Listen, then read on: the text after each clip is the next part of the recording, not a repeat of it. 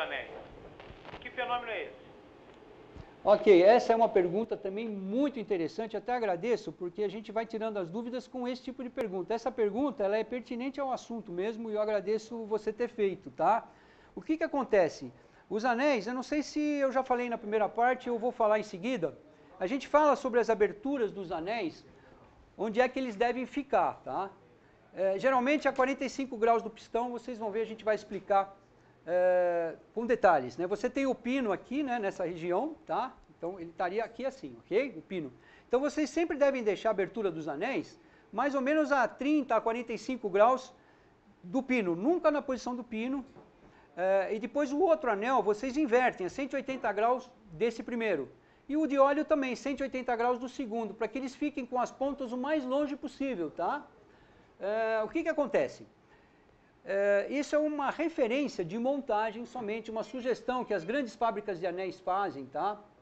Para vocês montarem, não, evitando de montar tudo já numa posição inicial, com as pontas alinhadas. Isso seria um crime, ninguém faz isso, tá? Mesmo porque os anéis giram dentro do cilindro, eles têm que girar dentro do cilindro, tá? Porque ele girando, você vai distribuir melhor o desgaste, esse motor vai durar muito mais, não vão ocorrer riscos nos cilindros, tá?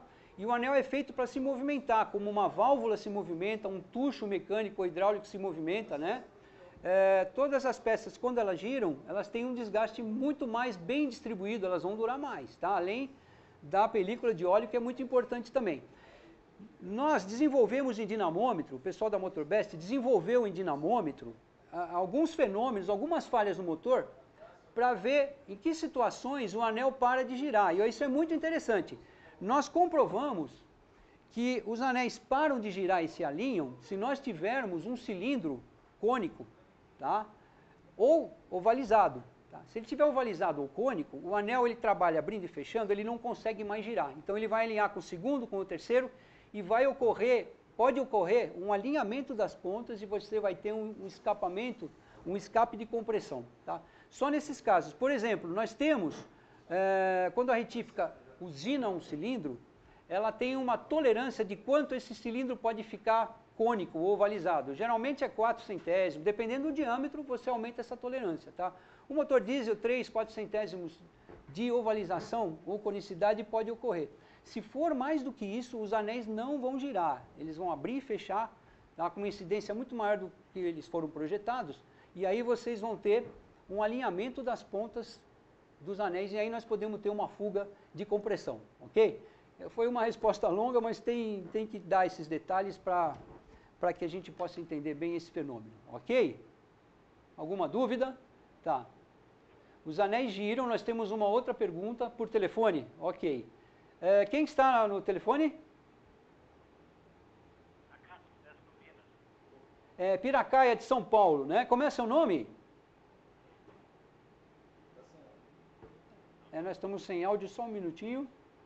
Vamos tentar descobrir o nome do nosso colega de Piracaia de São Paulo. É JCF Centro Automotivo, é onde ele trabalha, tá? E eles perguntam se os anéis giram na canaleta do pistão.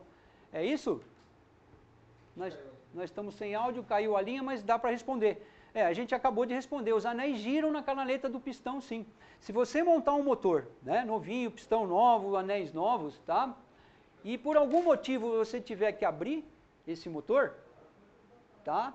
Se você tiver que abrir esse motor por algum acidente, por exemplo, rodou 500 km, opa, estourou um comando, alguma coisa, vão abrir o motor, e vocês forem observar a posição dos anéis, vocês vão observar que os anéis giraram, não está na mesma posição que você montou, tá? Eles estão girando constantemente, tá? A velocidade que eles giram depende de motor para motor, tá? Uns giram para a direita, outros para a esquerda, mas eles giram, e isso é bom, como a gente falou, porque nós vamos ter uma distribuição melhor, principalmente no desgaste do cilindro, do brunimento, né? Nós vamos ter um assentamento rápido e bom, e do desgaste também, tá? Os anéis e os cilindros vão durar bastante tempo a mais, ok?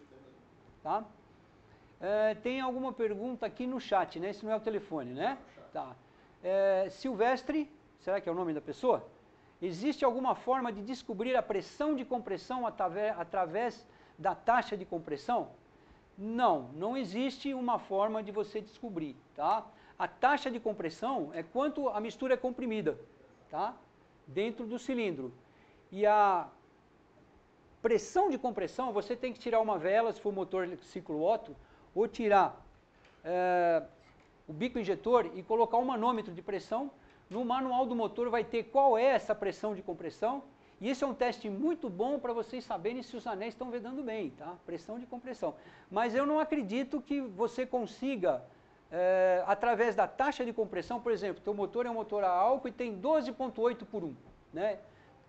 A partir desse parâmetro, você não tem como saber a pressão de compressão, tá? Pressão de compressão é um outro parâmetro que é quantas vezes a compressão que está ocorrendo na câmara. E isso é feito colocado quando se coloca o manômetro, tá? No orifício do próprio bico injetor, ou então da vela, e você dá a partida atingindo os 2.200 rotações mais ou menos, e aí você vai ter no manômetro a pressão de compressão. Comparando com o manual do carro, você sabe se ela está boa ou não, se há necessidade de trocar um anel, tá? Se você tiver um cabeçote muito apertado, por exemplo, você vai ter perda de compressão, às vezes não é o anel, não é o cilindro, é um aperto de parafuso de cabeçote errado, a gente vai falar nisso também, tá ok? Respondida a sua pergunta, mais alguma? Ok. Chapecó, Impave, estão fazendo uma pergunta pelo chat. Santa Catarina, tá? Não aparece o nome do nosso colega, mas eles perguntam, os ângulos dos anéis trapezoidais são padrão ou cada caso é um caso? Não, eles não são padrão, tá? Eles podem ter um ângulo mais forte, um ângulo mais fraco, tá? E não são padrão, não. Tem alguns até, a gente vai falar nisso, já falamos um pouquinho, que são semi-trapezoidais, ou seja, a parte de baixo do anel é plana e a de cima tem um ângulo. Esse ângulo pode variar, sim, de acordo com, vamos dizer, o projetista, né? Eles desenvolvem o motor do dinamômetro e percebem ali, através de uma série de ensaios térmicos e de pressão, qual seria o ângulo ideal para esse anel trapezoidal, tá? E, logicamente, o pistão também tem um ângulo de acordo com o anel, são projetados juntos, ok? Cada caso é um caso, então, perfeito? Obrigado pela pergunta. Bom, pessoal, nós vamos voltar agora para a segunda parte, tá, da nossa palestra, ok? Depois a gente abre novamente um intervalo para perguntas, e eu agradeço até agora a participação de todos. Muito obrigado. Vamos lá. Pessoal, vamos falar um pouquinho sobre os pistões. Os pistões a gente costuma chamar de um guia dos anéis. Na verdade, a função principal do pistão seria um guia dos anéis mesmo, né? Porque ele mal encosta no cilindro. Então, a gente vai falar um pouquinho dele, que é uma peça importante, que faz um casal que tem que ser perfeito com os anéis, tá? Primeiro, quando o fabricante fala que a folga entre o pistão e o cilindro tem que ser de 3 centésimos, logicamente, desculpe os mais experientes, né, mas mais para o mais novo, essa folga é de um lado só, você tem que encostar o pistão do lado e se for medir com uma lâmina de folgas, você vai enfiar a lâmina só de um lado e aí você vai achar os 3 que o fabricante pede, tá? Não é 3 de cada lado. Isso parece óbvio, mas pode confundir o pessoal mais novo, tá? O pistão é feito menor, onde ele vai dilatar mais, e maior, onde vai dilatar menos, tá? Nessa área do pino aqui, ó, nessa área, ele é bem menor do que na área da saia, tá?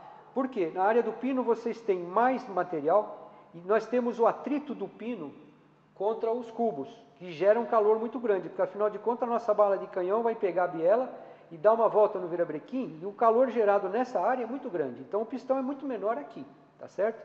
Aqui nós não temos nem atrito com pino nenhum e temos muito pouco material também, dilatação linear é menor.